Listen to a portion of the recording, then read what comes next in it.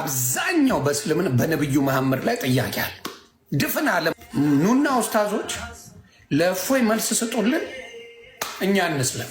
ነብዩ ላይ የዋሸው ህግ ፊት ዳኛ ፊት ቀርቦ የዛ ጊዜ ይታያል። የኢትዮጵያ ህዝብ እያየ በዳኛ የውይይት ጥሪ ላቅርብ። እንግዲህ አሁን የውይይት ላይ እንኳን አሁን ላይ ያናል አይደለም። ያው ከውይይት ለምናችሁን ከተሳደበ አደባባይ ላይ መንግስት እየፈለገው ካለው ሰው ጋር ደግሞ ቁጭ ብላችሁ እንዳትነጋገሩ። ይሄንን ነው። እስኪ ወደ ቪዲዮቹ እንሂድ ማለት ነው ቤተሰቦች። አሁንም አነጋጋሪ የሆኑ የንጽጽር የሚባሉት ነገሮች እንደቀጠሉ ነው ማለት ነው ቤተሰቦች ማለት ነው። በነገራችን ላይ ስነ ስርዓት ባለው መንገድ መነጋገር ካልተቻለ ሁሉም የየራሱን ያመነበትን ነገር ይዞ ቢቀጥል ቢቀርስ ቤተሰቦች ቢቀርስ ብዬ ነው የማስበው። ያሉትን ቪዲዮዎች አብረን እኔ ማለት ነው። ሰብስክራይብ እያደረጋችሁ ወደ ቪዲዮቹ እንግባ። ሐሳብ አስተያየቶቻችሁን አሁንም ኮሜንት ላይ አስቀምጡልኝ እንደተለመደው። ወደ ቪዲዮ አብዛኛው በእስልምና በነብዩ መሐመድ ላይ ጥያቄ አለ። ድፍን ዓለም ነው የምልህ የሌላ እምነት ተከታይ በሙሉ በነብዩ መሐመድ ላይ በነብይነታቸው ላይ ጥያቄ። ኑና ኡስታዞች ለእፎይ መልስ ስጡልን፣ እኛ እንስለም። ከዚህ በላይ ምን እንበል? ምን እንበል? ከዚህ በላይ እኛ እንስለም። ስለዚህ በጣም ብዙ ጥያቄ አላቸው። በምን ላይ? በእስልምና ላይ ሙስሊሞች ጥያቄ እየጠየቁ ነው። በአሁኑ ሰዓት ዝም የሚል አታገኝም። ነው ጠይቃለሁ። ኦርቶዶክስ ችግር ካለበት ጠይቃለሁ። እኔ አሁን በእንትኑ አሁንም እነግራለሁ። ኦርቶዶክስ ተዋህዶ የእንግሊዝኛው ገድላት ካለ የሌላው እምነት የሌላው ኦርቶዶክስ በግሪክ ገድላት መጽሐፎች ካሉ ናው አያግሪ የለም። ክርስትና ኦልሞስት ሁሉም ማለት ትችላለህ በስላሴ አምናል። መቼ ነው ይሄ መማር አለባችሁ ብለው? ለዛ አዲሱ መጥቼ እስልምና ፍቅር ከሆነ ለምን ታሳዳላችሁ? ለምንድን ነው የምታሳዱት? እስልምና ፍቅር ከሆነ ነብዩ መሐመድ ይሰደብ፣ ኢሳ ይሰደብ፣ አብርሃም ይሰደብ፣ ማን ይሰደብ፣ በፍቅር ለምን አትመልሱ? ለምን በፍቅር አትመልሱ? ለምን ነው የማትመልሱት? ምንድነው ችግሩ? ያላወቀ ነው አይደል የሚሰድበው? የእናንተ ስራ ደግሞ ማሳወቅ ነው አይደል? የእናንተ ሀሳብ ማሳወቅ ነው። ስለዚህ ምድራዊ መልስ የምትሰጡ ከሆነ ክርስቶስ ምድር ላይ የሚደባደብለት በክርስቶስ ጉዳይ አንድ ሰው የለም። በክርስቶስ ጉዳይ ክርስቶስን ተሳድቧል ብለን የምንገለው አንድ ሰው የለም እዚህ ምድር ላይ። ምክንያቱም ክርስቶስ ጋንግስተር አይደለም። ክርስቶስ ጋንግስተር አይደለም። የጋንግስተር አለቃ አይደለም። ክርስቶስ ጌታ ነው። ጋንግስተር አይደለም ክርስቶስ። ህግ ይፈልገዋል አትቀባጥም። ምን አይነት ህግ? የተናገረው ነገር ውሸት ነው። እፎ የተናገረው ውሸት ነው። ያነበበው ነገር ውሸት ነው ካላችሁ አምጡ። የተናገረው ነገር ውሸት ነው ካላችሁ አምጡና የስ እኛም እንዲጠየቅ እንፈልጋለን። እፎይ እንዲጠየቅ ፈልጋለሁ። እኔ እንደዚህ የተናገረው ያልተጻፈ ነገር ካነበበ የስ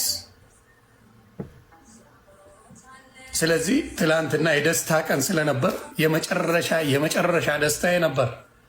በጣም ተደስቻለሁ። ትናንትና ማታ ዮኒ ማኛ ምን ያክል በኦርቶዶክስ ደስተኛ እንደሆነ ሲናገር ነበረ።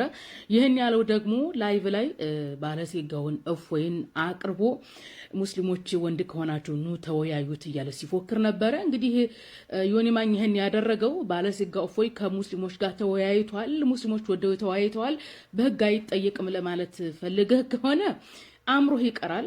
ነገሩ በህግ ተይዟል። ሶሻል ሚዲያ ላይ ወጥቶ ከጎግል ለቃቅሞ በእስልምና ላይ የዋሸው በነብዩ ላይ የዋሸው ህግ ፊት ዳኛ ፊት ቀርቦ የዛ ጊዜ ይታያል። የኢትዮጵያ ህዝብ እያየ በዳኛ በጠበቃ ፊት ውሸቱ ይጋለጣል። ተግባብተናል። ስለ መለኮት ማስተማር ትቶ አርቲ ቡርቲ ወሬ በማውራት ማህበረሰቡን ማደንቆር የማህበረሰቡን ጆሮ መያዝ ነው የምትፈልጉት። ይህ ነገር አያዛልቃችሁም። ከባለሴጋ እፎይ ጋር አብረው ሲጨማለቁ የነበሩ በመስለም ላይ ናቸው። ይህ ነገር ታሪክ አይሰራም፣ መረጃ አይሆንም፣ ትውልድን አያነጽም። ትውልድን በማያነጽ ስትበሻሸቅ ትውላለህ እንጂ ምንም ለውጥ አያመጣም። እሰልማለሁ ምናምን ላልከው አትሰልምም፣ አንተ አትሰልምም። አሁን አንተ ማርያም የፈጣሪ እናት ናት ብለህ ነው አይደል የምታምነው? ልጇ ኢየሱስ ፈጣሪ ነው ብለህ ነው የምታምነው። ይህ መጽሐፍ ቅዱስ ላይ የለም፣ ከሐዋርያት የተገኘ አስተምሮ አይደለም። አንድም ሐዋርያት ማርያም የፈጣሪ እናት ናት ብሎ አያምንም። ማርያም ፈጣሪ ነው ልጅ ብሎ አልሰበከም። ከየት ነው የመጣው ይሄ ከተባለ ከመነኩሴና ከቀሳውስት ነው። እያንዳንዱ ተተኪ ትውልድ አካዳሚካሊ የሚገዛው ታሪክ የሚገዛው ትውልድ ይህንን ሲያነብ ምን እንደሚከሰት አንተ መገመት አትችልም። ኢትዮጵያ ውስጥ ገዥውም ክርስቲያን፣ ዳኛውም ፖሊሱም ክርስቲያን ነው። ሙስሊሙ ማህበረሰብ መብቱ ቢነካ ዞር ብሎ የሚያየው የለም። ባለሲገፉ እስካሁን በህግ ጥላ ስር ስላልዋለ እውነተኛ መስሎ ከሆነ ተሳስተሃል። ዳኛውም ገዥውም ፖሊሱም ክርስቲያን ስለሆነ የኛን መብት መርገጥ ለናንተ እንደ ትልቅነት ስለምትቆጥሩት ነው እንጂ እመነኝ፣ እንደው ለይሉይታ ብሎ ፖሊስ ሳይዘው አይቀርም። እንደነ ልጅ ያሬድ ቢያንስ 6 ወር እስር ቤት ታጁል ይወጣልሃል። እስልምናችሁን ከተሳደበ አደባባይ ላይ መንግስት እየፈለገው ካለው ሰው ጋር ደግሞ ቁጥራችሁ እንዳትነጋገሩ። ይህንን ወቅ የምትወያዩ እህቶቼ፣ ወንድሞች፣ አንድ እውቀቱ የሌላችሁ ሰዎች አትግቡ። ቁርአንን አንድ ሰው ማለት ነው እያንዳንዱን ተፍሲር ካልተማረ ስለ ሐዲስ ሁሉንም ሐዲስ ካላወቀ አንድ ቤት ገብቶ መወያየት አይችልም። አንድ ይሄ ነው። ሁለት ውይይት የምትወያዩ ወንድሞች እህቶች የምትወያዩበትን ቦታና የሚያወያያችሁን ሰው ለይታችሁ ልታውቁ ይገባል። ለምን አንድ ሰው ረሱልን አለይሂ ሰላቱ ወሰላም ሙልጭ አድርጎ በአደባባይ ሲሳደብ ያያችሁት ሰው ቤት ገብታችሁ ልትወያዩ ትፈልጋላችሁ? ቲንክ ምን አይነት ኖሌጅ ምን አይነት አስተሳሰብ ቢኖረው ነው ያ ሰው ከአሁን በፊት በአደባባይ የኛ ነብይ አለይሂ ሰላቱ ወሰላም ተሳድቦ አካውንትን የሚያክል ሰው ተበራባብሮ አዘጋ አይደለም? እሱ ቤት ገብታችሁ ስለ እስልምና ያወያየናል ብላችሁ ነው የምታስቡት? ቲንክ ቦኛ አትወያዩ አይደለም፣ ተወያዩ። ለማንኛውም ግን አስተምህሩ ላይ እንደዚህ ማድረግ እችላለሁ ካልክ በዚህ ደረጃ እንደው የድፍረት ንግግር መናገር የምትችል ከሆነ የውይይት ጥሪ ላቅርብ። እንግዲህ አሁን የውይይት ላይ እንኳን አሁን ላይ ያን ያህል አይደለሁም። ያው ከዲቤት ነክ ነገሮች ራቅ ብያለሁ። ግን ያው ሙስሊም ወንድመቶችም ጆሮ እንደሚሰጡ ስለሰማሁኝ ስላየሁኝ ምን እናድርግ እንደው ይሄ እናንተ የነቢዩ መሐመድን ምናምን እንደነዚህ አይነት ነገሮች እንዲነሳባችሁ ስለማትፈልጉ እነሱ አንድ ጊዜ ይቀመጡና ይኸው በእኛው ርዕስ ኑና እንወያይ።